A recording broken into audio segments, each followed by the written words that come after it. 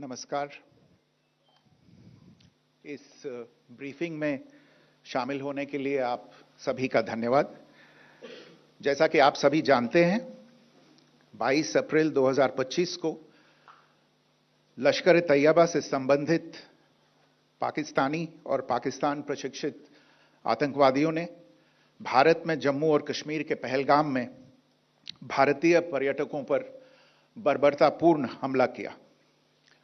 25 भारतीयों और एक नेपाली नागरिक को कायरतापूर्ण मौत के घाट उतार दिया गया। मुंबई के 26 नवंबर 2008 के हमलों के बाद यह भारत में हुई किसी आतंकवादी हमले में मारे गए आम नागरिकों की संख्या की दृष्टि से सबसे गंभीर घटना है। पहलगाम का हमला अत्यधिक बर्बरतापूर्ण था, जिसमें वहां मौजूद लोगों को करीब से और उनके परिवारों के सामने सिर पर गोली मारी गई। हत्या के इस तरीके से परिवार के सदस्यों को जानबूझकर आघात पहुंचाया गया। साथ ही उन्हें यह नसीहत भी दी गई कि वे वापस जाकर इस संदेश को पहुंचा दें। यह हमला स्पष्ट रूप से जम्मू और कश्मीर में बहाल हो रही सामान्य स्थिति को बाधित करने के उद्देश्य से किया गया था। चूंकि पर्यटन फिर से अर्थव्यवस्था का मुख्य आधार बन रहा था, इस हमले का मुख्य उद्देश्य इसे प्रतिकूल रूप से प्रभावित करना था। पिछले वर्ष आप सभी जानते हैं, 2.25 करोड़ से अधिक पर्यटक कश्मीर आए थे। इस हमले का मुख्य उद्देश्य इसलिए संभवतः यह था कि इस संघ राज्य क्षेत्र में विकास और प्रगति को नुकसान पहुंचाकर इसे पिछड़ा बनाए रखा जाए और पाकिस्तान से लगातार होने वाले सीमा पार आतंकवाद के लिए उपजाऊ जमीन बनाने में सहायता की जाए। हमले का यह तरीका जम्मू और कश्मीर और शेष राष्ट्र दोनों में सांप्रदायिक दंगे भड़काने के उद्देश्य से भी प्रेरित था। इसका श्रेय सरकार और भारत के सभी नागरिकों को दिया जाना चाहिए कि इन प्रयासों को विफल कर दिया गया। एक समूह ने खुद को रेजिस्टेंस फ्रंट TRF कहते हुए इस हमले की जिम्मेदारी ली है। यह समूह संयुक्त राष्ट्र द्वारा प्रतिबंधित पाकिस्तानी आतंकवादी समूह लश्कर-ए-तैयबा से जुड़ा हुआ है। यह उल्लेखनीय है कि भारत ने मई और नवंबर 2024 में संयुक्त राष्ट्र की 1267 कमेटी की सैंक्शंस मॉनिटरिंग टीम को अर्धवार्षिक रिपोर्ट प्रस्तुत की थी, जिसमें TRF के बारे में साफ इनपुट दिए गए थे। इससे पाकिस्तान स्थित आतंकवादी समूहों के लिए कवर के रूप में TRF की भूमिका सामने आई थी। इससे पहले भी दिसंबर 2023 में भारत ने इस टीम को लश्कर-ए-तैयबा और जैश-ए-मोहम्मद के बारे में सूचित किया था, जो TRF जैसे छोटे आतंकवादी समूहों के माध्यम से अपनी गतिविधियों को संचालित कर रहे हैं। इस संबंध में 25 अप्रैल को UN सिक्योरिटी काउंसिल प्रेस वक्तव्य में TRF के संदर्भ को हटाने के लिए पाकिस्तान के दबाव पर भी ध्यान दिया जाना चाहिए। पहलगाम आतंकवादी हमले की जांच से पाकिस्तान के साथ आतंकवादियों के संपर्क उजागर हुए हैं। रेजिस्टेंस फ्रंट द्वारा किए गए दावे और लश्कर-ए-तैयबा से ज्ञात सोशल मीडिया हैंडल द्वारा इसको रीपोस्ट किया जाना इसकी पुष्टि करता है।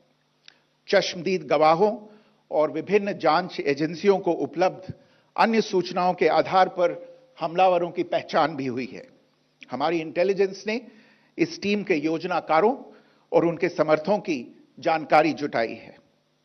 इस हमले की रूपरेखा भारत में सीमा पार आतंकवाद को अंजाम देने के पाकिस्तान के लंबे ट्रैक रिकॉर्ड से भी जुड़ी हुई हैं, जिसके लिखित और स्पष्ट दस्तावेज उपलब्ध हैं। पाकिस्तान दुनिया भर में आतंकवादियों के लिए एक शरण स्थल के रूप में पहचान बना चुका है।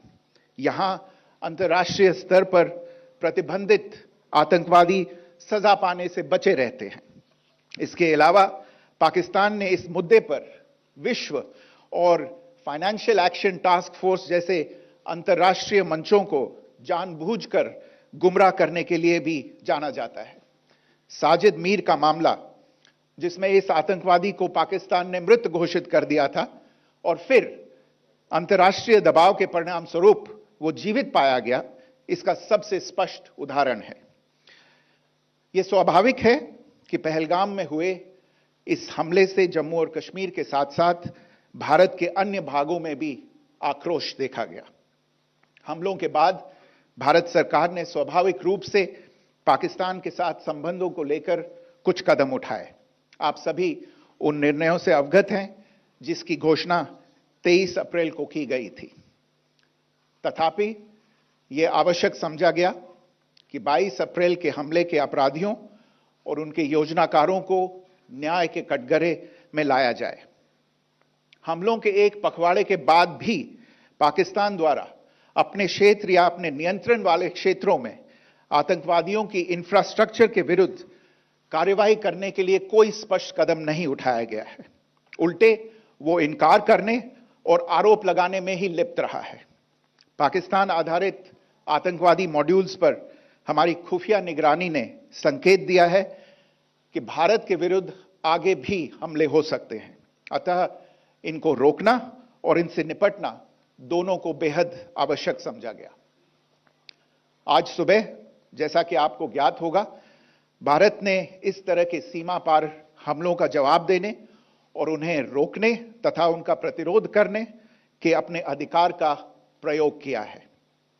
यह कार्यवाही नपीतुली, नॉन एस्केलेटरी, आनुपातिक और जिम्मेदारीपूर्ण है।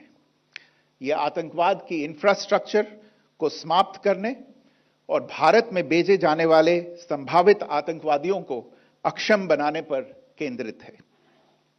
आपको यह भी स्मरण होगा कि 25 अप्रैल 2025 को संयुक्त राष्ट्र सुरक्षा परिषद ने पहलगाम आतंकवादी हमले पर एक प्रेस वक्तव्य जारी किया था, जिसमें आतंकवाद के इस निंदनीय कार्य के अपराधियों, आयोजकों, फाइनेंसरों और प्रायोजकों को जवाबदेह ठहराने और उन्हें न्याय के दायरे में लाने की आवश्यकता पर जोर दिया गया था। भारत की आज की इस कार्रवाई को इसी संदर्भ में देखा जाना चाहिए।